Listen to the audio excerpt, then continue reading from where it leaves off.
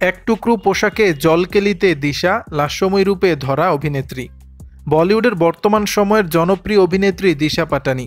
যদিও অভিনয়ের থেকে নিজের সাহসী ও খোলামেলা রূপের জন্যই বেশি আলোচনায় থাকেন তিনি।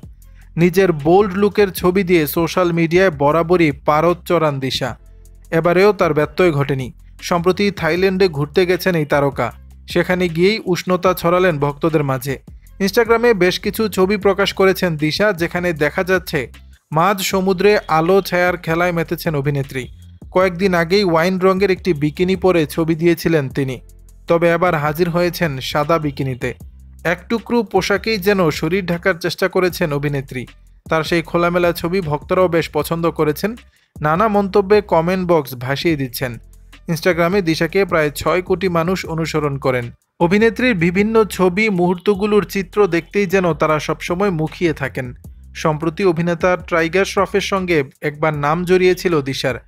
বারে মিয়া ছোট মিয়ার প্রমোশনেও দেখা গেছে তাকে। ফলে এই দুই তারকার প্রেমের গুঞ্জন নতুন করে আবারও ডালপালা মেলেছে। দর্শক, এমন পোশাকে দিশাকে দেখতে কেমন লাগছে তা জানিয়ে দিবেন নিচের কমেন্ট বক্সে।